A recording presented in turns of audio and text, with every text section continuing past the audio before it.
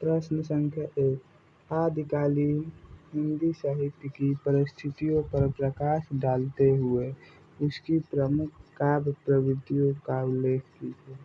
उत्तर: साहित्यिक परिस्थितियाँ। इस काल में साहित्य रचना की 3 धाराएँ बह रही थी। प्रथम धारा संस्कृत साहित्य की थी, जो एक परंपरा के साथ विकसित होती जा रही थी।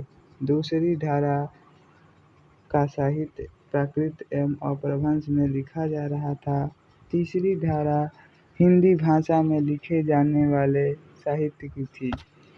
इस काल में वज्रयानी और सहजानी सिद्धों, नाथपंथी योगियों, जैन धर्म के अनुयायी, विरक्त मुनियों एवं गृहस्थ उपासकों और वीरता तथा श्रृंगार का चित्रण करने वाले चाणक्य आदि की रचनाएं विशेष रूप से हुईं।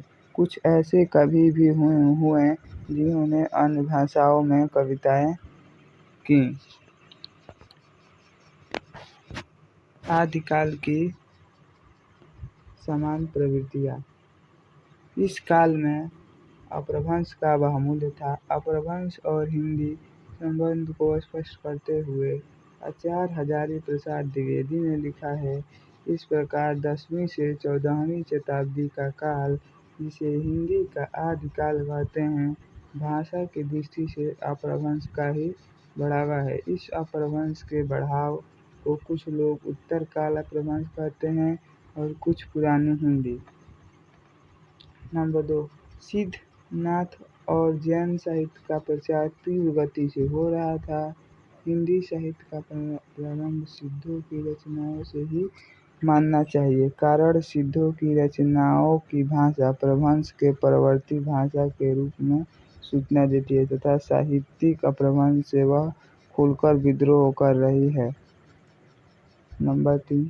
इतिहास और कल्पना का संयोग इस काल के ग्रंथों में अद्भुत सम्मिश्रण है। इसमें इतिहास से पात्रों का चुनाव तो किया जाता है, लेकिन जो वर्णन किया जाता है वह इतिहास से सम्मत नहीं होता। चौथा, भाषा। इस काल की भाषा को डिंगल मानी गई है। तत्कालीन राजस्थान की भाषा को ही डिंगल कहा जाता है।